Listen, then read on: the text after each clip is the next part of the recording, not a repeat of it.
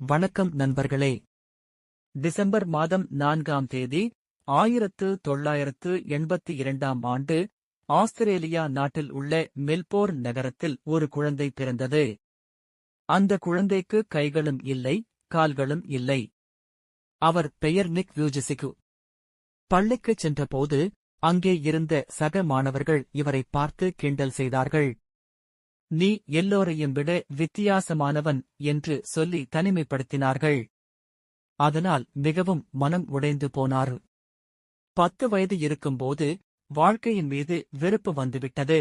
வாழவே பிடிக்காமல் குளியல் தொட்டியில் மூழ்கி தன் வாழ்க்கையை முடித்துக் கொள்ள முயற்சி செய்தார். ஆனால் அந்த நேரத்தில் தன் பெற்றோரின் அன்பான முகம் ஞாபகம் வந்தது. அவருடைய தாயார் அவரை கட்டி அணைத்து சொன்னார், மகனே, நீ வித்தியாசமானவன் இல்லை.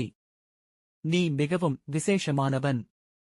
அந்த ஒரு வார்த்தை அவருடைய முழு வாழ்க்கையையும் மாற்றி அமைத்துவிட்டது. 17 வயதில் முதல் முறையாக ஒரு பள்ளிக்கூட மேடையில் ஏறி தன்னுடைய வாழ்க்கை கதையை பகிர்ந்து கொண்டார். அன்று ஒரு மாணவன் வந்து சொன்னான், உங்கள் கதையை கேட்ட பிறகு நான் தற்கொலை எண்ணத்தை கைவிட்டுவிட்டேன். அப்போதுதான் புரிந்து கொண்டார். என்னுடைய குறைதான் எனக்கு கிடைத்த மிகப்பெரிய பலம் என்று. இன்றைக்கு 85 நாடுகளுக்கு சென்று 3000த்திற்கும் மேற்பட்ட மேடைகளில் உரையாற்றிவிட்டார். கைகள் இல்லாமல் கைபேசியில் தட்டச்சு செய்கிறார். கால்கள் இல்லாமல் கடலில் சர்ஃபிங் செய்கிறார். கோல்ஃப் விளையாடுகிறார். அவர் எப்போதும் சொல்லும் வார்த்தை, no arms, no legs, no worries. திருமணம் செய்து கொண்டார். இப்போது 4 அழகான குழந்தைகளுக்கு தந்தையாக வாழ்ந்து வருகிறார். அவர் எப்போதும் சொல்வார், என் உடம்பில் குறைகள் இருக்கலாம். ஆனால் என் கனவுகளில் எந்த குறையும் இல்லை. நண்பர்களே, இப்போது உங்களிடம் ஒரு கேள்வி.